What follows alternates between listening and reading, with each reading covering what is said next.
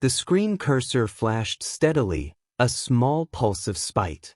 Ethan Harrington reviewed the email once more, a wicked grin on his face. To Elena. Voss Neighborhood Arts Hub. Org subject. A special invite. He envisioned her in that cluttered, poorly financed art workshop she considered her profession. Her fingers marked with ink, her outfits reeking of solvents. He pictured her reading it, noticing the ornate emblem of the Harrington Tech yearly celebration, and experiencing that old sharp pang of loss. This wasn't merely an invite. It was a sparkling final proof of his triumph in their split. He was offering her a prime view of his fresh existence, and he eagerly anticipated her expression. Ethan Harrington's workspace was a symbol of dominance. Located on the 60th level, it provided a sweeping vista of New York City, a metropolis he believed he was gradually mastering, one digital agreement after another. The transparent partitions, polished metal details, and sparse decor all declared one message: authority. Authority he had gained, fought for, and given up much to achieve. His union with Elena Voss now seemed like part of that compromise, an essential removal of unnecessary burden. He recalled her as gentle, reserved, and completely without drive. She had been satisfied with their modest flat, her occasional shifts at a nearby exhibit space, and her mild pastimes. While he envisioned stock launches and industry upheavals, she was attempting to master a subtle ink blend. He had cared for her at one point, or that's what he convinced himself. But affection couldn't construct a dynasty. Determination could. "Sir, Ms. Lang is on line 3, his aide, Tara, announced via the speaker system. Ethan smoothed a loose lock of his black hair and pressed the button. "Sophia, my dear." "Ethan, have you dispatched it?" Sophia Lang's tone was sleek and cutting, like a fragment of fine glass. "The invite has just been sent," he replied, reclining in his plush executive seat. He turned toward the glass pane, the urban glow starting to twinkle like a field of gems beneath. Subject: a special invite. Straightforward, refined, nearly kind. Sophia chuckled, a noise more staged than genuine. "You're ruthless, Ethan. I adore it. Will she really show up, do you think?" "Absolutely," Ethan stated with absolute certainty. "Interest and a misguided sense of dignity will overpower her. She'll want to face me, to test her resilience. She'll borrow some dull outfit, arrive appearing totally mismatched, and I'll act the ideal host. I'll present her to you. I'll display this existence, this realm she was never suited for. It's the most compassionate method to offer her resolution, truly, to demonstrate I was correct from the start. The compassion is astounding," Sophia cooed. "Ensure she doesn't create a fuss. The worst scenario is a tearful former spouse stirring trouble before the executives." "Elena avoids dramatics," Ethan sneered, recalling her muted sobs amid their separation hearings. That had been her style, hushed letdown. It had been exasperating. She keeps it inside. She'll linger in a nook, sip a lone flute of inexpensive bubbly, and depart prior to the sweets. It'll be a sad little journey to the existence she might have possessed. In reality, Ethan required her attendance. His accomplishments, as enormous as they were, seemed unfinished without her observation. She was the specter at his banquet, the breathing representation of his history. During one of their concluding fierce disputes, he had declared that her absence of motivation was a weight pulling him under. "You're content in the shallows, Elena," he'd mocked. "I'm aiming for the distant edge." He required her to witness his distant edge, to observe it shining and expansive, and to realize she was eternally stuck on the beach. He had developed Harrington Tech from a basement venture into a multi-billion-dollar giant. The yearly celebration was his pinnacle, an extravagant gathering honoring the firm's achievements and its charitable efforts. This year, the event held special significance. They were recognizing a crucial backer, a discreet associate from an enigmatic group named Voss Capital, whose substantial 11th-hour funding had rescued their primary AI initiative from an aggressive acquisition bid a year earlier. Nobody had encountered the leader of Voss Capital. They were famously secluded, interacting solely through their strict, capable deputy, a gentleman called Daniel Reed. Maintaining their ongoing alliance was essential. Ethan concluded the conversation with Sophia, vowing to collect her in the fresh Bentley he'd obtained. He rose and approached the expansive window. He gazed at the vast metropolis, a realm of illumination and metal. He possessed all he desired, a stunning, socially adept partner, a firm that was the jealousy of the tech hub, riches immeasurable. Why, then, did the image of Elena Voss with her pigment-marked digits and serene, modest existence still linger in his thoughts? It wasn't affection. It was something deeper. It was the urge to confirm his decisions, to demonstrate that abandoning her wasn't merely tactical, but inevitable. Her attendance at his celebration, minor and trivial amid his splendor, would be the ultimate endorsement of his triumph. He'd be courteous, generous even. He would be Ethan Harrington, the conqueror, and she would be Elena Voss, the marginal note.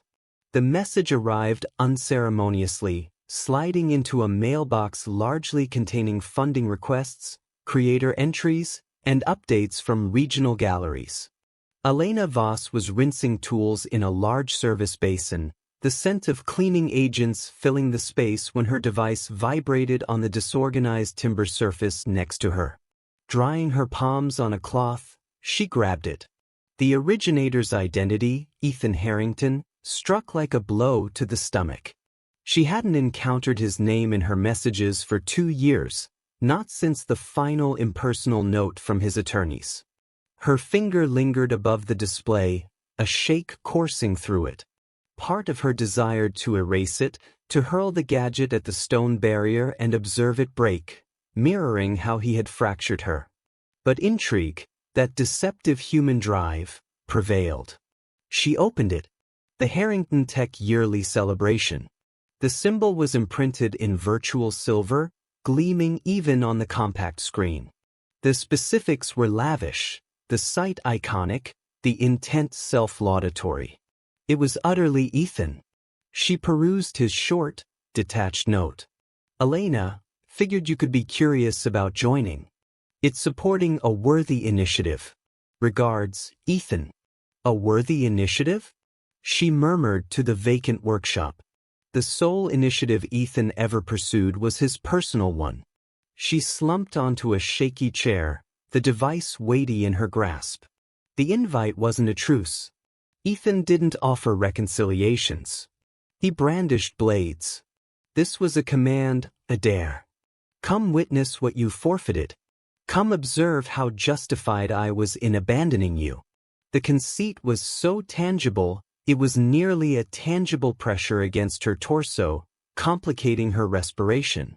Her current existence was far removed from the one she'd experienced with him. The neighborhood arts hub was her haven. It was constantly short on funds and disorganized, but it was authentic. Here, she instructed at-risk youth how to channel their frustration via modeling and elders how to recapture their recollections through depiction. Her palms were discolored, her fingernails trimmed, and her spirit, though marked, was fulfilled. It was a modest existence, a tranquil one, the precise type Ethan had loathed. The anguish of their parting was a persistent, subdued throb. He hadn't simply departed, he had methodically eroded her confidence. He'd labeled her enthusiasm a pastime, her empathy a flaw. He'd caused her to believe her serene satisfaction was a personality defect, a shortfall in vision. Toward the conclusion, she had nearly accepted it. Her device rang, jolting her. The display showed Daniel Reed. She inhaled deeply and steadily before responding. Elena. Daniel's tone was a comforting, reliable deep voice. He had been her dad's trusted aide, and now he was hers. He was the sole individual aware of the complete reality. The seasonal summaries are prepared for your examination, but you seem preoccupied. Zolwell? I recently received an invite, Elena stated, her voice strained. From Ethan, to his firm's celebration. A prolonged quiet followed on the line. Daniel was a person of sparse speech, but his pauses were richly meaningful. This one brimmed with defensive fury. What does that individual seek now? To boast, I suppose, she replied, adopting a casual, rejecting manner she didn't experience. He aims to flaunt his accomplishments and his new partner before me. He wants to watch me diminish. And will you? Daniel inquired softly. That was the inquiry, wasn't it? For 2 years, she had been reconstructing. Following her dad, the withdrawn and brilliant financier Arthur Voss, who had died several months post her separation. Elena had inherited a fortune that astonished her. Voss Capital, a dominion erected in obscurity. Abruptly, the lady Ethan had deemed lacking drive was the director of a multi-billion-dollar financing entity.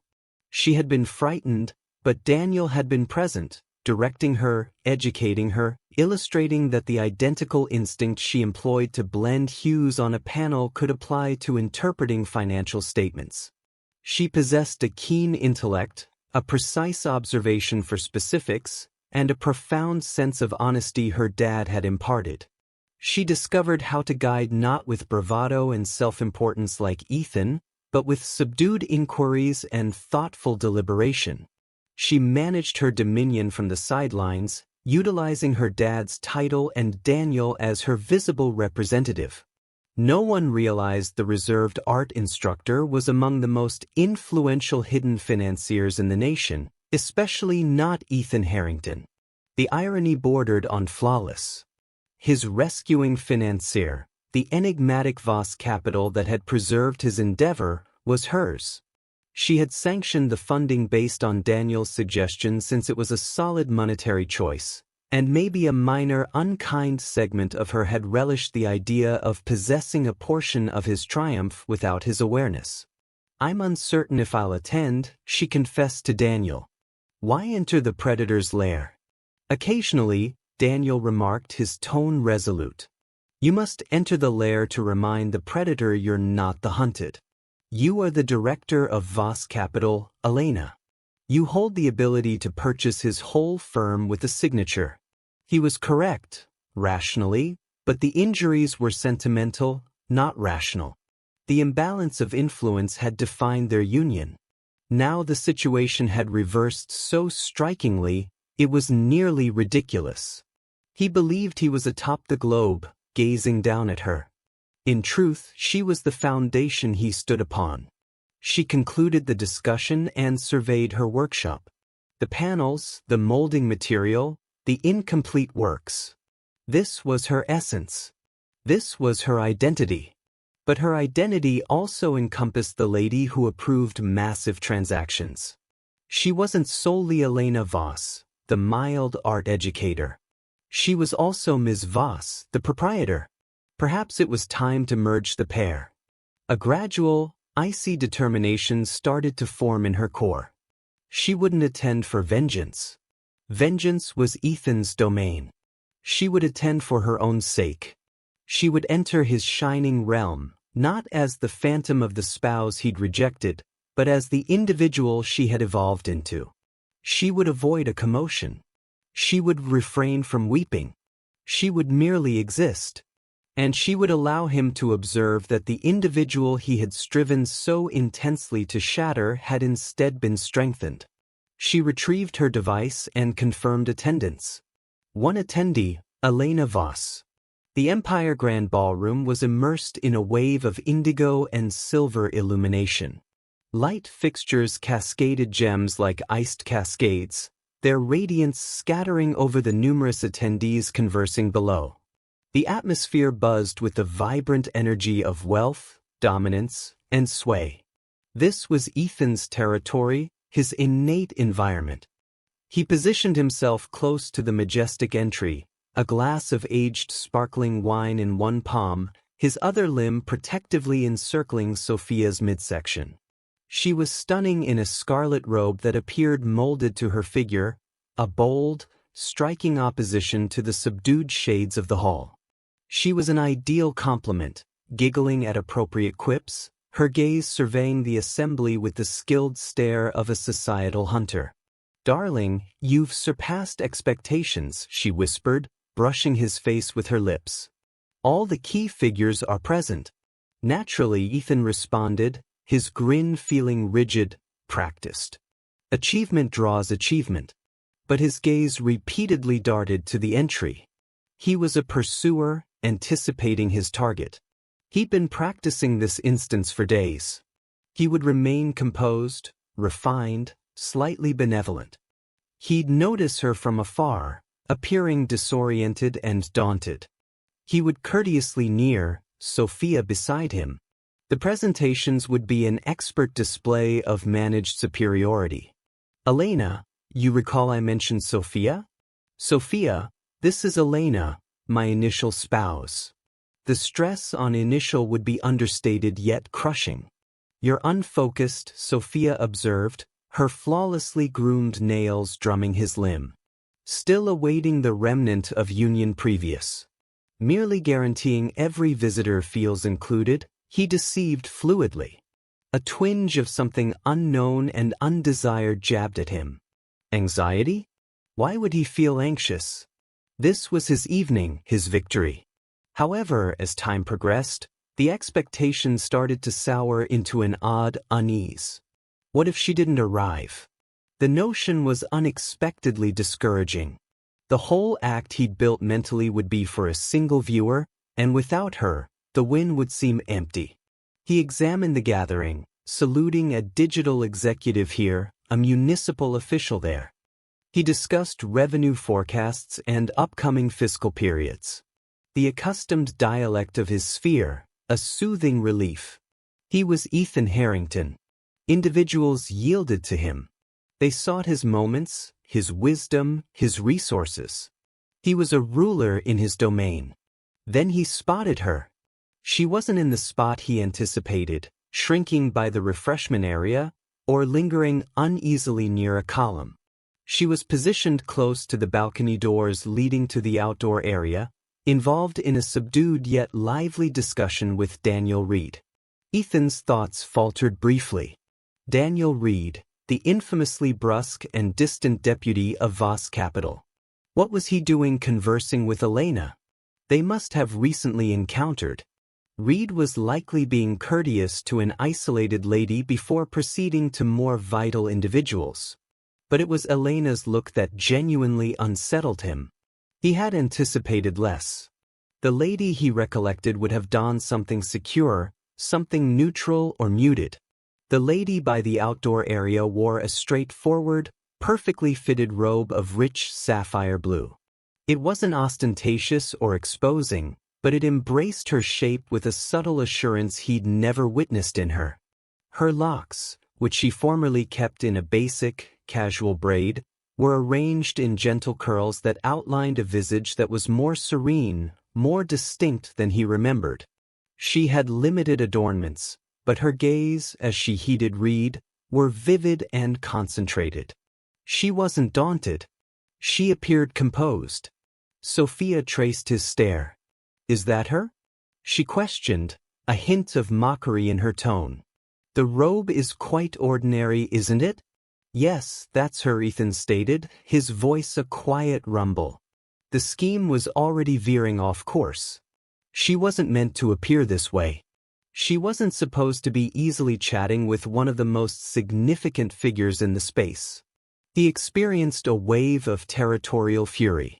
He needed to reclaim command of the tale. He pardoned himself and Sophia from their chat and started navigating the assembly, his route a straight path to Elena. It was time for the performance to commence. As he drew near, he observed Daniel Reed incline respectfully to Elena and then quietly withdraw, blending into the group. Reed wasn't renowned for his interpersonal skills. Elena pivoted as if detecting his nearness. Her stare met his over the remaining distance dividing them. There was no dread in her eyes, no admiration, just a serene, indecipherable impartiality that was more disturbing than any sentimental eruption could be. Ethan, she stated, her tone balanced and cool. It was the identical tone, but the shy nuances he recalled were absent. Elena, delighted you could join, he replied, compelling his rehearsed grin. He drew Sophia forward. I'd like you to encounter my betrothed, Sophia Lang. Sophia, this is Elena Voss. Sophia offered a palm, her gemstone commitment band capturing the glow like a tool. Charmed to meet you at last, she declared, her manner oozing false warmth. Ethan has shared so minimally about you. The affront was impeccably executed. Elena merely accepted her palm, her hold solid and short. Pleased to meet you as well, Sophia. The band is lovely. Her praise was conveyed with such authentic composure that it fully neutralized the planned insult. She wasn't engaging in the contest. Ethan sensed his irritation growing. This wasn't proceeding as intended. He needed to strike. Quite an upgrade from the arts hub, huh? He remarked, motioning broadly at the lavish hall. Hope you're not too daunted. There it was, the poke, the prompt of her modest existence and his magnificent one. He observed her expression, awaiting the flash of pain, the trace of insufficiency. Elena surveyed the space, a tiny, nearly undetectable grin brushing her mouth. Then she gazed back at him, her eyes locking his. No, not in the least, she replied, her tone as tranquil as a profound pond. It's a wonderful gathering, Ethan. You've achieved much. It was a basic declaration, but it seemed like an assessment. She wasn't regarding him as a former spouse laden with remorse. She was viewing him like a bystander, separated and unimpressed. The influence structure he had so meticulously built was collapsing before he could relish it. He experienced a frantic, desperate urge to return her to her assigned role, the role he had designated in his life's narrative. But he was beginning to dread she had already revised the whole volume. Elena had entered the majestic portals of the Empire Hall, feeling not like a victim stepping into a beast's domain, but like a sovereign reclaiming a realm she had long relinquished. The extravagance didn't scare her. It felt known. Voss Capital possessed the structure. It was a minor fact she had learned during a holdings assessment with Daniel, a detail that had granted her a silent, private grin. Ethan was conducting his success fest in her property. From the instant she arrived, she sensed the change. She had devoted years attempting to diminish herself, to conform to Ethan's realm, to avoid occupying excess area, to lack requirements that could hinder his goals. Tonight, she merely claimed her area. She donned the sapphire robe, not for him, but for herself. Blue was the shade of renewal. She had located Daniel near the outdoor area precisely as arranged. His attendance was a subtle stabilizer in the swirling ocean of visages. He's observing you, Daniel had murmured lowly, his rear to the space as they feigned appreciation for the urban horizon. He's with a lady in scarlet. He's approaching. Let him near, Elena answered, her pulse maintaining a steady, firm beat. This is the final specter I must banish, Daniel. Just recall your identity, Elena, he stated, offering her a glance of fatherly admiration. Not who he assumes you are. He provided a minor incline of his head and departed just as Ethan initiated his advance. Confronting Ethan now, with Sophia attached to his limb like a luxury attachment, Elena experienced an odd sense of separation.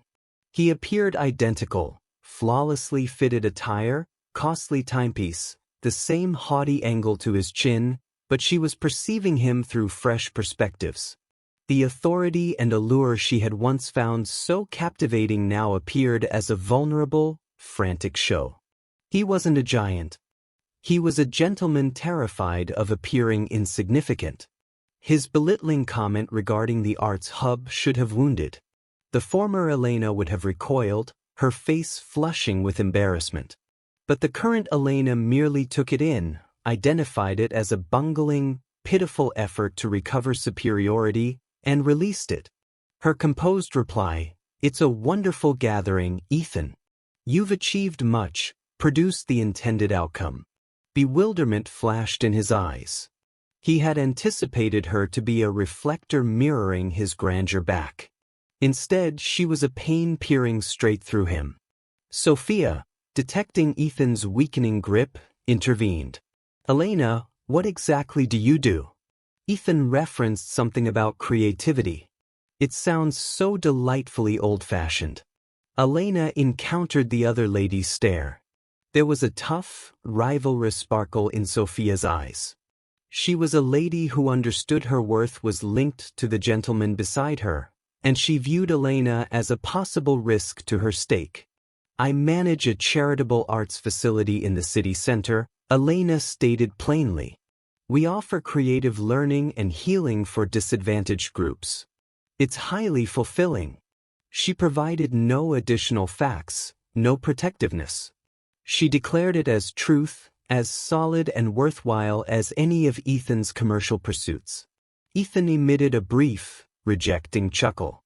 "See, always rescuing the planet, my Elena. I, conversely, am satisfied with merely controlling it." The ownership term, my Elena, lingered between them, a remnant of a history he was attempting to exploit. Before she could answer, the illumination in the hall softened marginally, and a melodic tone resonated through the audio setup. A gentleman was ascending the platform on the primary stage. "Ladies and gentlemen, your focus, please," the host declared. Ethan adjusted his neckwear, a smirk reappearing on his face. "Performance time," he murmured to Sophia. He offered Elena a concluding rejecting glance. "Savor the fest, Elena. Sample the appetizers. They're surely superior to what you're accustomed to." With that, he guided Sophia toward the front, leaving Elena isolated. But she wasn't isolated. From across the space, she met Daniel's gaze. He provided her a subtle, supportive incline. It was time. The host commenced his address, showering acclaim on Ethan and Harrington Tech. He discussed advancement, foresight, sector dominance. Elena listened, experiencing no resentment, only a deep feeling of compassion for the gentleman who required such extensive outside affirmation to feel complete. Then the host altered his manner. "But this evening, we also honor a collaboration vital to our accomplishments." A year passed, as many know, Harrington Tech encountered a major obstacle. A venture essential to our prospects was endangered. It was then that a silent associate intervened, showing not only tremendous trust in our foresight, but also the resolute ability to safeguard it. A whisper spread through the assembly. This was the segment everyone was intrigued by. The enigma of Voss Capital. Ethan appeared complacent near the platform. This was his tale of rescue, another section in the myth of Ethan Harrington, the gentleman who could draw the backing of even the most evasive participants. This associate has remained entirely in the background until now, the host proceeded, his tone escalating with theatrical emphasis. They are recognized for their astute funding, their subtle impact, and their steadfast dedication to honesty. We are tremendously thankful for the backing of Voss Capital. He halted, allowing the title to suspend in the atmosphere. Ethan applauded courteously, a benevolent ruler recognizing his patrons. This evening, the host proclaimed, "For the initial occasion, the director of Voss Capital has consented to emerge from seclusion to receive our sincerest appreciation. Ladies and gentlemen, it is my deep privilege to present the innovative director of Voss Capital, Ms. Elena Voss." For an instant, there was quiet. The title registered, but the setting was implausible. It was a flaw in the system, a program error in the elaborate schedule of the night. Ethan's courteous clapping hesitated, his palms stopping midway. His grin solidified, then fractured like ceramic fallen on a stone surface. Elena Voss. He rotated his head, a gradual grinding action as if his neck were corroded. He sought the location where he had abandoned her, expecting what? To observe her appearing as perplexed as he was, to see her chuckling at some strange, harsh prank. But she was absent from there. Instead, she was advancing toward the platform. A beam illuminated her, enveloping her sapphire robe in a heavenly radiance. Every gaze in the space was upon her. She proceeded with a serene, leisurely elegance that was completely enthralling. The lady he had ridiculed for being daunted by the space now commanded it fully. The whispers in the assembly escalated into a surge of astonished murmurs. Individuals were pivoting, indicating, their thoughts hurrying to link the elements between the timid former spouse he'd sporadically referenced and the potent mysterious persona on the platform. Ethan's reality skewed. The ground appeared to vanish beneath him, leaving him in a vertigo-inducing plunge. His mind urgently attempted to handle the data, but it was like forcing a rectangular piece into a circular opening. Voss Capital, his rescuer, the concealed, potent financier. Her dad's title was Voss, Arthur Voss, the isolated, unconventional financier who had passed a few years prior. He had bequeathed everything to his offspring. The components didn't merely align. They collided with the intensity of a geological clash, demolishing his actuality. He observed Daniel Reed positioned near the platform's edge, his look inscrutable, but with a touch of stern contentment in his eyes. Reed wasn't conversing with her earlier. He was consulting with his superior. "Ethan, what's occurring?" Sophia's tone was a keen, alarmed whisper in his ear. Her clasp on his limb was abruptly painful. "Is this a prank?" Ethan couldn't respond. His airway was tightened, his respiration trapped in his chest. He could only observe as Elena climbed the brief stairs to the platform and clasped the host's palm. She advanced to the lectern, modifying the speaker with a serene familiarity, implying this wasn't her debut addressing an assembly. When she spoke, her tone was distinct and firm, broadcast throughout the hushed hall. There was no hint of the uncertain lady he had known. "Thank you," she commenced, her gaze sweeping the listeners. They did not settle on him. It was as if he wasn't present. Harrington Tech is a firm with an extraordinary foresight, and Voss Capital is honored to participate in its path. My dad, Arthur Voss, instructed me that the finest investments are not in systems or economies, but in individuals. We perceived in this firm a pursuit of advancement that we thought merited defense. Her statements were expert, courteous, and completely detached. And each one was a spike being driven into his grave. She was commending his firm, the firm she now partly possessed, the firm she had preserved. He hadn't drawn her funding. He had been the recipient of her deliberate commercial choice.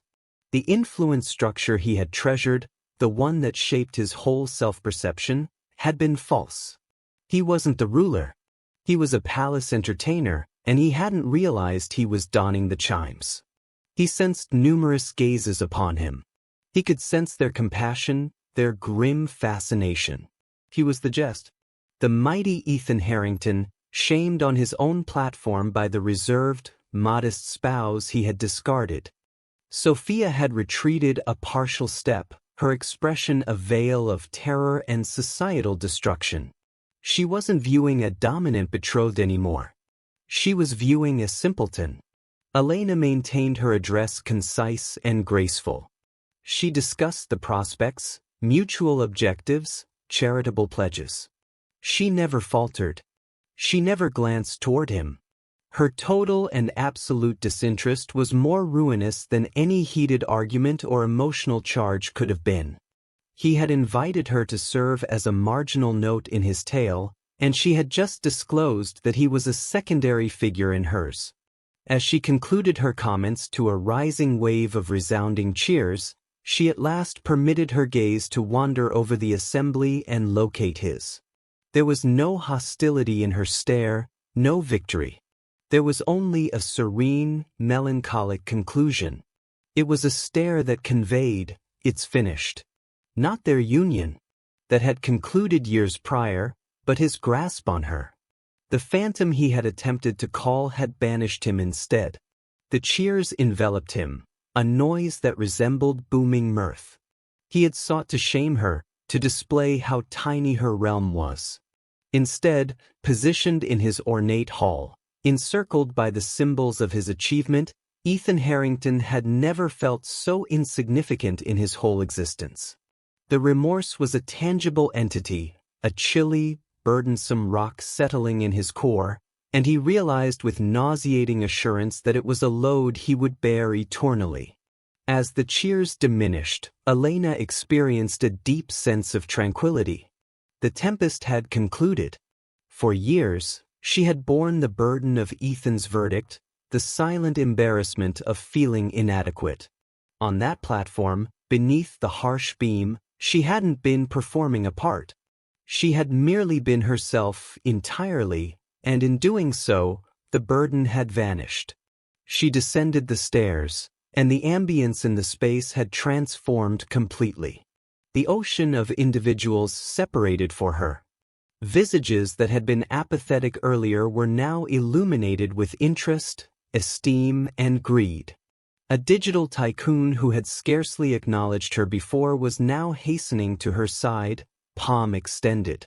"Ms. Voss, an outstanding address. I was unaware. I recognized your dad standing, naturally. A myth. We need to converse. Ms. Voss." Rebecca Hayes from the Economic Journal. "Might we have a brief?" "A complete privilege, Ms. Voss." She was no longer Elena, the former spouse. She was Ms. Voss, the influential participant. Daniel materialized at her side, a quiet, imposing protector, skillfully handling the abrupt surge of focus. He would whisper, "Voss has a further commitment soon, or maybe you can arrange a discussion with my staff," directing her through the crowd. Her gaze scanned the space for Ethan. She saw him rigid near the platform, a figure of a gentleman. Sophia was absent from his limb.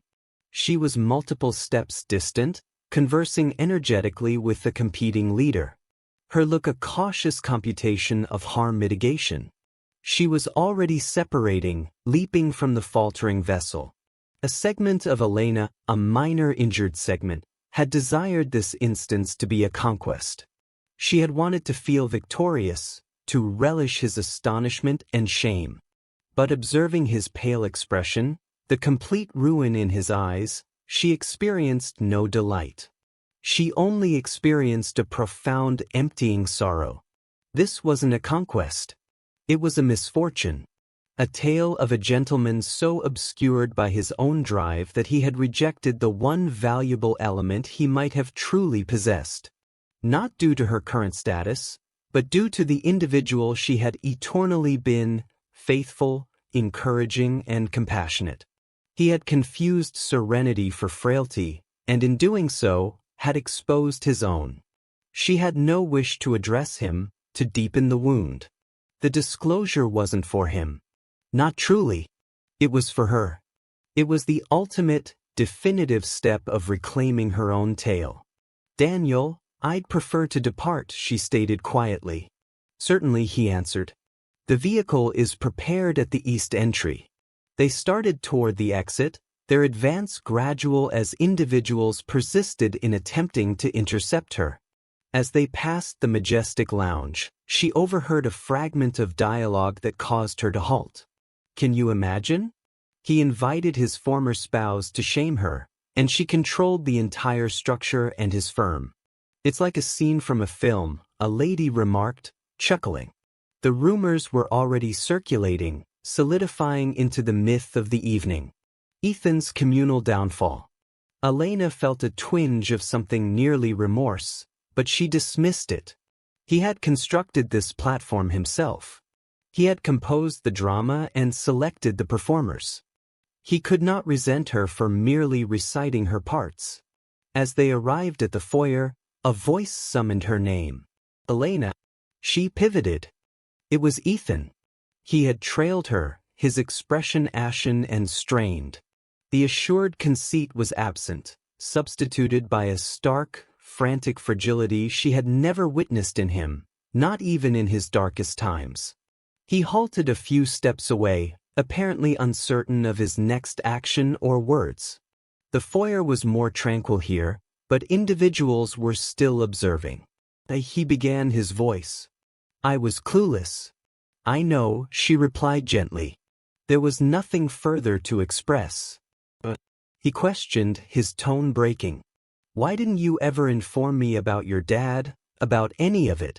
Elena regarded him, and for the first time, she permitted herself to be genuinely truthful, not with fury, but with a basic, deep reality. Because you never inquired, she stated.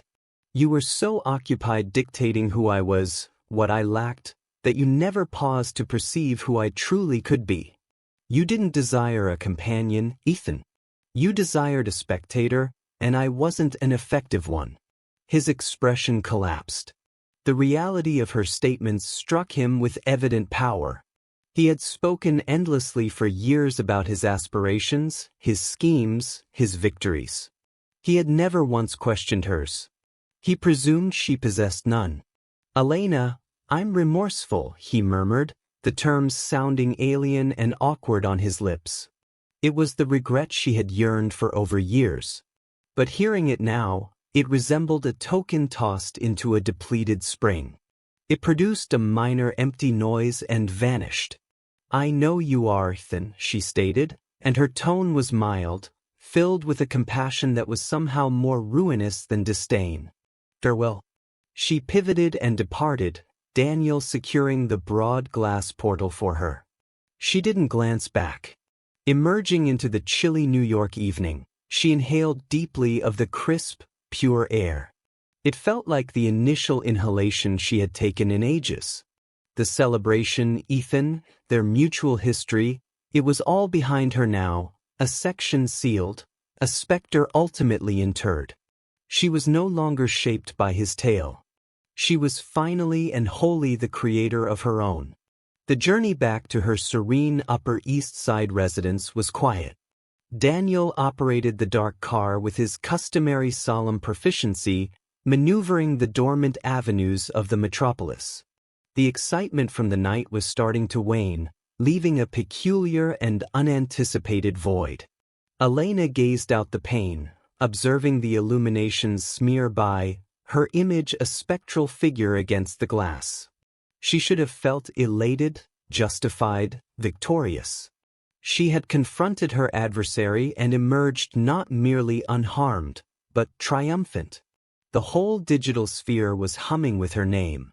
She had reduced Ethan Harrington, the gentleman who had demolished her assurance, to submission without elevating her tone. So why did she feel so empty? The cheers still resounded in her ears, but they sounded remote, as if for another. In the hall, she had become Ms. Voss, an emblem of concealed authority and striking disclosure. But in the car's tranquility, she was just Elena. And Elena felt weary. You were splendid this evening, Daniel stated, disrupting the quiet. He glanced at her in the mirror, his eyes compassionate. Your dad would have been extraordinarily proud. He would have detested the display, Elena remarked with a tiny, sorrowful grin. He never comprehended why individuals needed to be so vocal about their accomplishments. He wouldn't have appreciated the exposure. No, Daniel admitted, but he would have been proud of the fortitude you exhibited. You embraced your reality, Elena. That is all he ever desired for you. Her reality. For so long, her reality had been entwined with Ethan's. His affirmation had been the center she revolved around, and when he had doused it, she had been abandoned in the chill and gloom. The previous 2 years had been about mastering self-illumination. This evening was meant to be the peak of that voyage, the instant she ultimately shone. But it felt more like a conclusion than a commencement. She recognized the emptiness stemmed from the straightforward, painful truth that the triumph didn't erase the marks. Demonstrating Ethan incorrect didn't reverse the years he'd devoted to making her feel insignificant. His regret, as frantic as it was, couldn't mend the fragments of herself she'd forfeited in that union. Renewal was a journey, not a solitary striking occurrence. When they reached her residence, a lovely yet modest townhouse, Daniel escorted her to the entrance. "Will you be fine?" he questioned, his forehead creased with worry. "I will be," she replied. And she intended it. The emptiness wasn't hopelessness. It was merely room. A room that had once been occupied with anguish and was now vacant, awaiting fresh growth. "Thank you, Daniel, for all, not merely this evening." "It is my privilege, Elena," he stated with a minor bow. Inside, she removed the sapphire robe, allowing it to gather on the ground like shed hide. She cleansed the cosmetics from her face and donned a basic comfortable shirt and lounge trousers. She walked into her creative workshop at the residence's rear, the one location she felt entirely herself.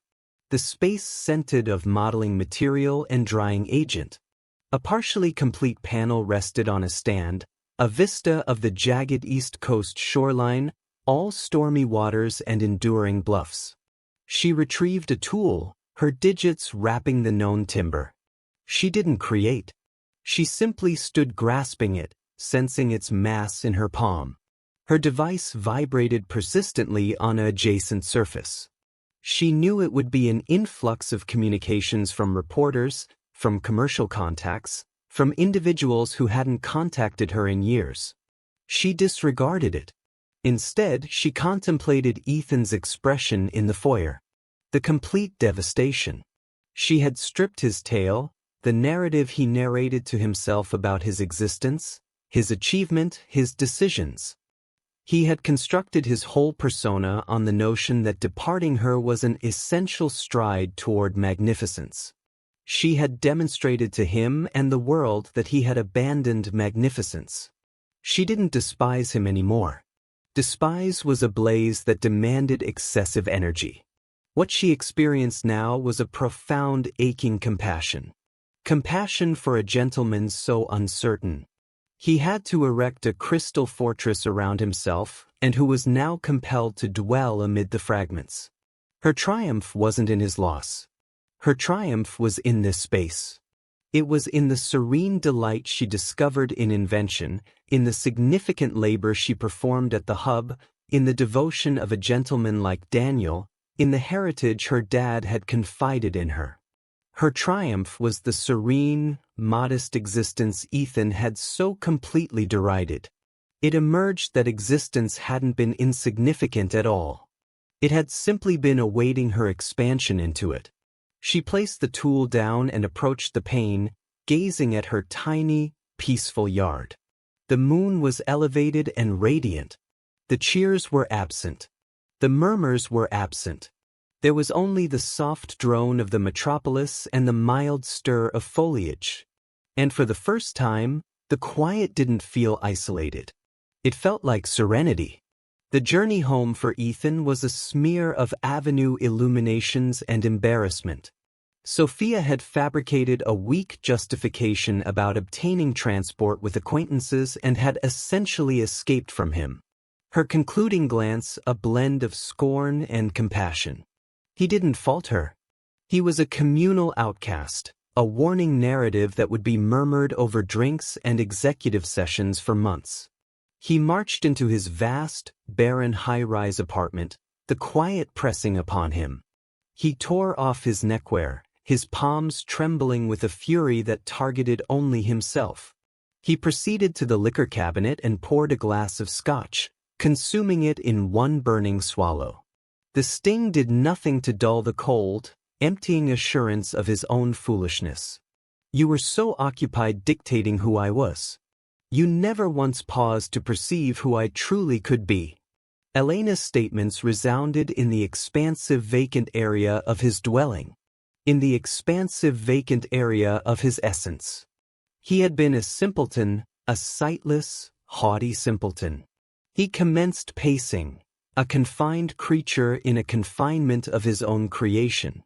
Every item in the space, the costly artwork, the custom furnishings, the panoramic urban vistas appeared to ridicule him. They were prizes from a contest he now recognized he had forfeited dramatically. He had devoted years gathering objects, honors, and authority, all to prove he was victorious. And in one evening, Elena had demonstrated that he held nothing of genuine worth. His intellect, a tool he had always relied on, betrayed him. It replayed their union not as he had altered it, a narrative of his drive being restrained by her plainness, but with a harsh, terrifying sharpness. He saw Elena, her forehead wrinkled in focus as she carefully examined their finances in the initial days, discovering methods to conserve so he could fund his emerging firm. He had labeled her thrifty. He saw her remaining awake all night with him before a major display, preparing beverages, hearing him practice, providing quiet terms of support. He had assumed it natural. He saw the authentic happiness on her face when she discussed a fresh creator she'd found. A happiness he had methodically diminished because it didn't convert to gain or position. He had labeled her lacking drive. What a farce. She hadn't lacked drive.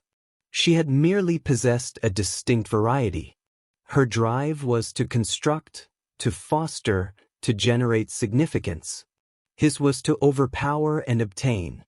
He had viewed her realm as tiny because he was unable to comprehend its profundity. The most condemning recollection emerged, one he had concealed deeply. It was their final commemoration together. He had overlooked it. He returned late from a festive meal after obtaining a funding cycle, intoxicated on victory and bubbly. She was awaiting him. The surface was arranged with their fine dishes. A basic prepared dish was chilled on the platters. She had a tiny packaged present for him. She hadn't been furious, just melancholic. Her letdown was a serene, heavy cover in the space. And what had he done? He had mocked. You're still centered on this emotional trivia, Elena. I just secured $10 million. That's authentic. That's significant. He had shattered her spirit that evening. He had observed it in her eyes, and he had experienced a spark of harsh contentment, believing he was imparting a precious instruction about the fresh realm he was joining, a realm where she didn't fit. The gentleman who had performed that, who had been capable of such effortless brutality, he didn't identify him. He didn't wish to identify him, but that gentleman was him. He collapsed onto a couch, the Scotch glass sliding from his digits and thumping onto the dense carpet. He concealed his face in his palms, and a harsh, convulsing sob escaped his torso. It wasn't a lament for his forfeited standing or his demolished commitment. It was a lament for his own forfeited essence. It was a lament for the decent gentleman he might have been, the gentleman Elena had once cherished, a gentleman he had systematically ruined in his quest for an empty throne. He had invited her to the celebration to shame her. He had desired her to perceive him as a ruler. But the aspect about elevating someone is that it provides them a very distinct view of your own shortcomings. He hadn't just erred about her. He had failed a basic examination of personality. He had erected a dominion, but he had forfeited himself. The remorse was no longer a rock in his torso. It was a vast, shadowy sea, and he was submerging in it. There was no evasion. There was no agreement he could forge, no tactic he could utilize to repair this. The harm was complete. The only remaining action was to master living with the specter of the gentleman he had been and the lady he had so negligently rejected. His realm was nothing but an ornate confinement, and he was ultimately truly isolated in it. A week elapsed. The consequences from the celebration were rapid and severe. The tale was the discussion of the metropolis, a contemporary legend of overconfidence and disclosure. Ethan's device rang incessantly for the initial 2 days. Reporters, gleeful rivals, worried executives, and then it became silent. He was in exile. Sophia had formally terminated their commitment through a cold message from her representative. Ethan didn't mind. He navigated his days in a haze of self-examination. He attended the workplace, sat in his transparent confinement, and stared at data sheets that no longer possessed significance. The figures were merely figures. The excitement of the pursuit was absent, replaced by the persistent throb of remorse. He realized he must act.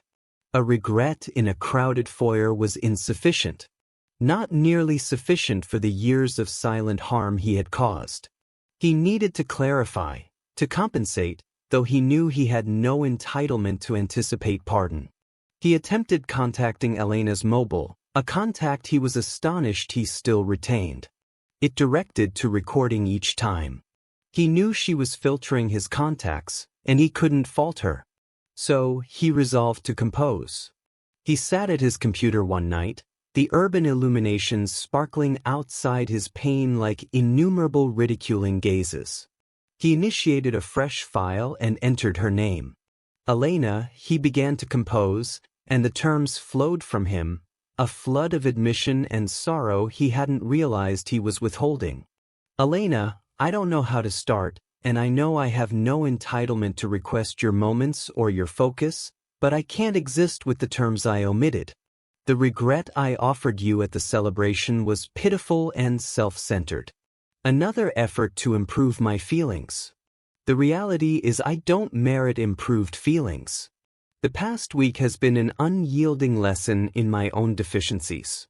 I've been reliving our union, our shared existence, and I am appalled by the gentleman I was.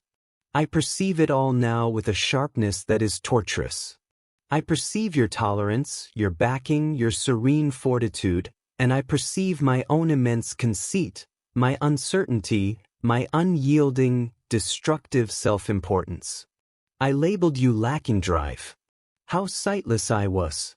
You possessed the drive to construct an existence of purpose, to nurture individuals, to generate splendor. I only possessed the drive to prevail. I perceive now that my whole concept of achievement was an inexpensive, empty replica of the genuine article. I was so frightened of being perceived as common that I became a beast. A beast who accepted your affection, your compassion, and your radiance and attempted to extinguish it because it didn't mirror my own likeness back. The evening of the celebration, I didn't invite you for resolution. I invited you to injure you. I desired to position on the peak of my achievement and gaze down on you to confirm to myself that my decision to depart was correct. It was the most contemptible action of my existence. And the cosmos in its flawless harsh irony demonstrated that I wasn't positioned on a peak at all. I was positioned in a lowland. And I had been too sightless to observe the grand summit that was you directly before me the entire time discovering about Voss Capital, about what you've constructed on your own conditions, in your own manner. I experience a peculiar sense of admiration for you, which I know is ridiculous and something I haven't merited. But primarily, I experience a deep and endless embarrassment for the gentleman who was granted the present of being your spouse and was too foolish to acknowledge its worth. I'm not composing this to request your return. I'm not composing to request your pardon because I don't believe I've merited it. I'm composing this because you merit to know that I perceive it. I perceive you. I perceive who you eternally were, and I perceive ultimately who I am, and I am going to transform not for you but due to you. You've demonstrated what authentic fortitude is, and I am going to devote the remainder of my existence attempting to construct a portion of it in myself. I am so remorseful, Elena, for all. He completed typing, his torso aching, moisture obscuring the display. It was the most truthful thing he had ever composed. He reviewed it, his digit lingering over the dispatch option. This stark, pitiful admission. What would it achieve? It would only be another encroachment into her tranquil, fresh existence, another requirement for her sentimental vigor. She had already provided him his response in the foyer. Farewell. It was a clear separation, a present. Unloading this message on her would be a self-centered action, a concluding effort to make his anguish her issue. Renewal, he recognized, wasn't about grand actions or elegantly composed regrets. It was about serene, steady, and challenging labor. It was about deeds, not terms. With a profound, trembling inhalation, Ethan Harrington chose all the content in the file. He thought of Elena in her creative workshop, her palms coated in modeling material, generating something authentic and purposeful. He thought of the gentleman he desired to become, a gentleman deserving of his own esteem. And he pressed the erase key. The display became empty. The message would stay undelivered. His compensation would not be in informing her he would transform. It would be in the transformation itself. The path forward was extended and unclear, but for the first time he was gazing at the correct distant edge. The tale of Ethan and Elena isn't merely about a striking celebration disclosure. It's a potent prompt that our view of others is frequently a mirror of ourselves. Ethan's conceit obscured him to Elena's genuine value, resulting in a communal shame that compelled him to face the void of his own achievement. Elena's voyage from a reserved, undervalued spouse to a assured dominant force illustrates that authentic fortitude isn't about being the most vocal in the space, but about recognizing your own value even when others don't. Their tale examines the intricate ideas of remorse, renewal, and the serene authority of self-value. If this tale of disloyalty and strengthening connected with you, please press the approval button, distribute it with someone who enjoys a narrative of fitting retribution, and join for additional sentimental and striking stories. Thank you for viewing.